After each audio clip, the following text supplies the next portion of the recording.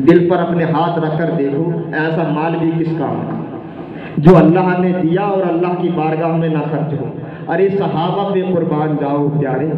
जब सहाबा की बारी आई इस्लाम के ताल्लुक से, तो अबू उमर फारूक आजम सोच रहे थे कि आज अबू बकर से मैं तजावुज कर जाऊंगा अमल की तौर पर, मगर मेरे प्यारे उमर फारूक आजम इस हाल में आए, आका ये माल जितना है मैंने सारा माल इकट्ठा करने के बाद कुछ हिस्सा मैंने घर छोड़ दिया है और आका बाकी इस्लाम के लिए ले आया हूँ।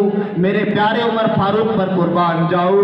वो जब बारी आती है मेरे प्यारे सबसे फर्स्ट नंबर की सहाबी रसूल की अबू बकर सिद्दीक की, तो आप आते हैं तो इस हाल में आते हैं, या रसूल अल्लाह सल्लल्लाहु तआला अलैहि वसल्लम ये हदिया लेकर आया हूँ इस्लाम की खातिर, आका इसको कबूल फरमा ले।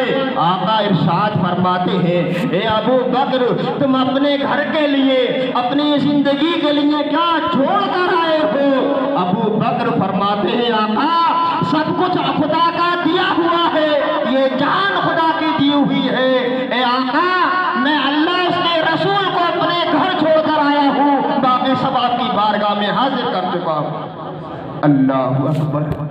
क्या बताओ, उन्होंने खाना ना खाया, उन्होंने बिजनेस ना किया, उन्होंने भी मेहनत की, मशक्क़तें की, अल्लाह को राज़ी करने में भी लगे रहे। मैं आपसे ये नहीं कह रहा हूँ कि अपना कारोबार ना बढ़ाओ, कारोबार बढ़ाते चले जाओ, तरक्की करने का एक जरिया मैं आपको बता देता हूँ। सहाबा किराम का तरीक़ा कार ये रहा था कि जब जब कारोबार किया करते थे, बिजनेस किया करते थे, मेरे प्यारे वो इस तरीके से बिजनेस किया करते थे कि मुझे इसमें इतना फ़ायदा होगा, इसमें इतना फ़ायदा होगा तो इतना मैं अल्लाह की राह में खर्च करूँगा। सोच लिया कि इतना होगा, मिसाल के तौर पर अगर 200 का होगा तो 10 रुपये या 5 रुपये या 100 रुपये ये अल्लाह की राह में खर्च करूँगा।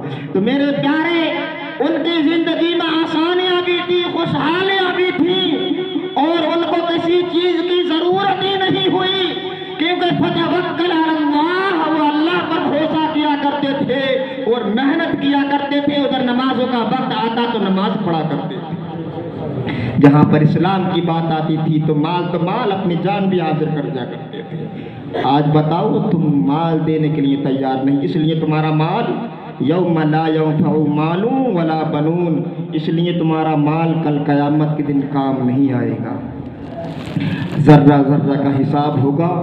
हदीस शरीफ में बहुत तवील हदीस से बहरहाल इशारा कर दूँ कि जब तुमसे माल के बारे में सवाल किया जाएगा, तुमने माल कैसे कमाया और कैसे खर्च किया, इंशाअल्लाह वो आगे बताऊँगा। तो बताओ क्या जवाब दोगे कि हमने माल तो कमाया और खर्च कैसे किया। बहरहाल दूसरी बात और इसी आयत करीमा के अंदर है, तुम्हारी औलाद तुम्हारे काम नहीं आएगी। यौम ला यनफउ मालून वला बनून, और तुम्हारी औलाद तुम्हारे कल क़यामत के दिन काम नहीं आएगी। क्यों नहीं आएगी? कि तुमने अपनी औलाद की पहले ही से परवरिश सही नहीं की, फिर इस्लाम की तालीम नहीं दी, सवाल किया जाएगा। आज तुम सोच रहे हो कि बस बच्चों को